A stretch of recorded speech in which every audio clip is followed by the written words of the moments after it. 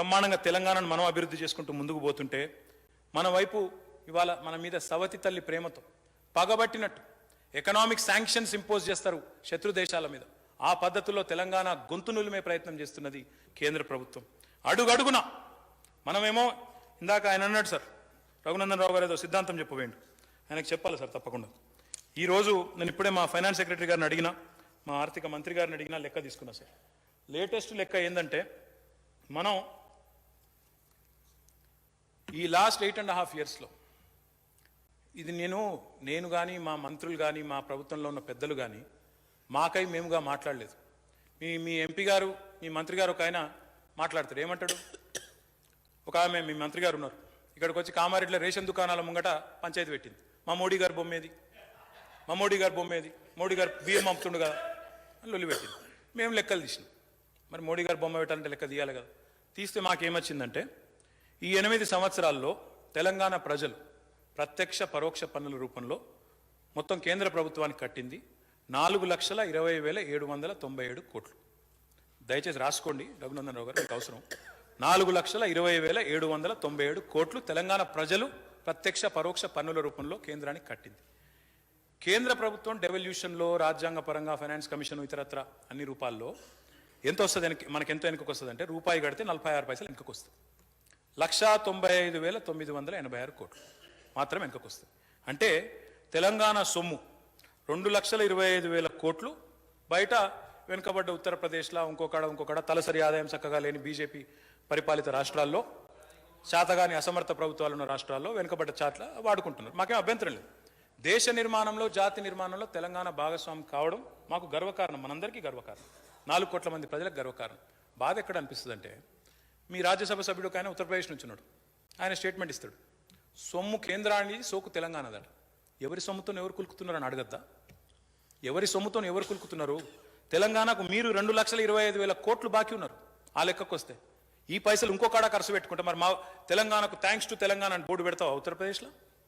ఇక్కడ వచ్చి రేషన్ షాప్లోనేమో మోడీ బొమ్మలేని లొలిపెట్టినావు కదా ఆర్థిక మంత్రి గారు, పెడతావా దేశం మొత్తంలో thanks to Telangana people, thanks to the people of Telangana అని పెడతావా బోర్డులు? పెట్టరు. దేశంలో మేము జాతి నిర్మాణంలో భాగస్వాములైన సంతోషపడుతున్నాం, గర్వపడుతున్నాం. చేతనైతే వచ్చి థ్యాంక్స్ చెప్పు, చేతనైతే తెలంగాణకు సలాం అని చెప్పు, తెలంగాణ ప్రజలకు సలాం అని చెప్పు. ఎటకారపు మాటలు మాట్లాడకు. మా ఆత్మగౌరవాన్ని దెబ్బ కొడితే ఊకోము, ఆకలినైనా భరిస్తాం కానీ ఆత్మగౌరవాన్ని భరించం, ఖచ్చితంగా చెప్తున్నాం. మళ్ళా ఇట్లా మాట్లాడితే ఇటుకతో కొడితే రాయితో కొట్టినట్టు సమాధానం చెప్తాం. మేము అడుగుతలేం రూపాయికి రూపాయి వాపస్ కావాలని తమాయకులం కాదు. మాకు కూడా తెలుసు దేశం అన్నప్పుడు రక్షణ ఉంటుంది, ఇంకోటి ఉంటాయి, ఖర్చు పెట్టాలి, మాకు కూడా తెలుసు. కానీ గమ్మత్ ఏంటంటే అధ్యక్ష, ఈ మాట అంటే మళ్ళీ వీళ్ళకి కోపం వస్తుంది. ఇక వీళ్ళ అధ్యక్షుడు ఉన్నాడు ఒక ఆయన, దేవుడయ్యా దేవుడు అంటాడు ఆయన మోడీ గారిని. దేనికయ్యా దేవుడు అంటే చెప్పడు. 700 మంది రైతులను చంపినందుకు దేవుడా తెలియదు, 400 సిలిండర్ను 1200 చేసినందుకు దేవుడా తెలియదు, చేనేత కార్మికుల పన్ను వేసినందుకు దేవుడా తెలియదు. అసలు ఎందుకు దేవుడు? విద్యార్థులకు తెలంగాణకు ఒక్క విద్యాసంస్థ లేదు, ఒక్క విద్యాసంస్థ ఇయ్యడు అధ్యక్ష. ఒక్క మెడికల్ కాలేజ్ ఇయర్ 8.5 ఏళ్లలో ఒక్క విద్యాసంస్థ, ఒక్క నవోదయ పాఠశాల, ఒక్క నర్సింగ్ కళాశాల, ఒక్కటి ఇయర్ మా విద్యార్థులకు దేవుడా? ఎవరికి దేవుడు? ఎందుకు దేవుడు? 70 రూపాయలు ఉన్న పెట్రోలు 110 చేసినందుకు దేవుడా? ఈ మాట దయచేసి మా మిత్రులు కూడా దయచేసి జాగ్రత్త వినాల. అధ్యక్ష, 2 రకాల ధరలు ఉంటాయి. ముడి చమురు ధర ఉంటుంది, crude oil price.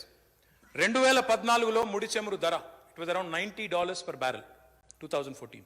Even today in 2023 it's around the same number, in fact it's lesser.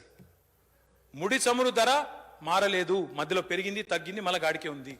కానీ మోడీ చమురు ధర మాత్రం పెరిగింది. మోడీ చమురు ధర 70 రూపాయల నుండి 110 అయింది. వీళ్ళు మాట్లాడతారు అధ్యక్ష, మొత్తం కేసీఆర్ చేసిండు. కేసీఆర్ గారు ఉన్నది ఒక రాష్ట్రానికి ముఖ్యమంత్రి, మరి దేశమంతా పెట్రోల్ ధరలు డీజిల్ ధరలు ఎట్లా పెరిగినాయి?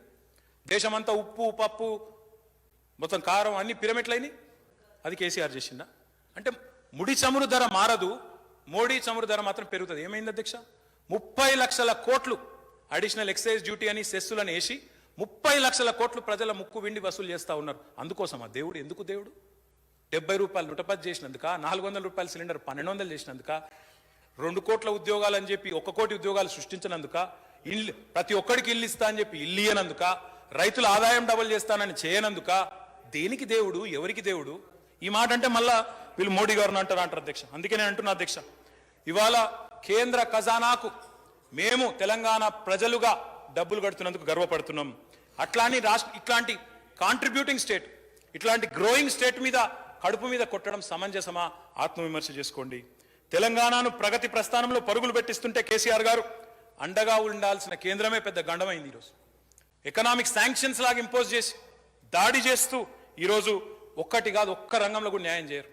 నీళ్ల పంచాయతీ తెలుసరు, రావాల్సిన నిధులు ఇవ్వరు, విభజన హామీలు నెరవేర్చరు. సబ్కా సాత్ సబ్కా వికాస్ అంటారు, సబ్ కుచ్ బక్వాస్, ఏం లేదు, అంతా బోగస్ ముచ్చట తప్ప ఏం లేదు.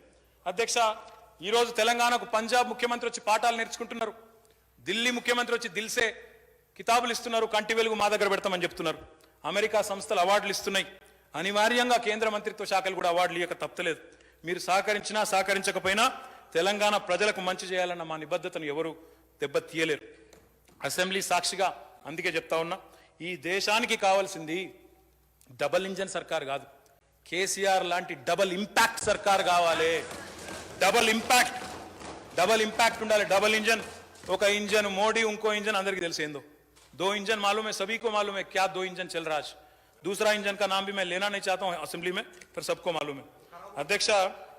అధ్యక్ష చివరిగా నేను చెప్పేది ఒకటే అధ్యక్ష, ఇవాళ ద్రవ్యోల్బణం highest in 30 years, unemployment highest in 45 years. అందుకు దేవుడు ఆయన. అధ్యక్ష, నేను ముగించే ముందు చెప్పేది ఒకటే, అమ్మడాన్ని, ప్రభుత్వ రంగ సంస్థలను అమ్మడాన్నే అమృతకాలం అట అధ్యక్ష. ప్రభుత్వ రంగ సంస్థలు, ఎల్ఐసి లాంటి సంస్థలు, జీవన భద్రత కల్పించే సంస్థ బొండిగా విసుకుతున్నారు, దాన్ని ఖతం చేస్తున్నారు. అనుయాయులకు అడ్డగోలుగా పైసలు ఇచ్చి ఇవాళ దోస్తులకు దోచిపెడుతూ ప్రభుత్వ రంగ సంస్థలను ముంచుతూ క్రోనీ క్యాపిటలిజానికి కేర్ ఆఫ్ అడ్రస్ గా మారిపోయింది ఎన్డీఏ ప్రభుత్వం. ఇవాళ అధ్యక్ష, ఒక అంతర్జాతీయ సంస్థ వీళ్ళ దోస్తు యొక్క దొంగతనం బయట పెడితే, వీళ్ళ దోస్తు దొంగతనం బయట పెడితేనట దేశం మీద దాడట. అంటే ఇక దేశం అంటే అదాని ప్రధాని ఇద్దరేనా అధ్యక్ష? మనం కాదా ఇవ్వలం?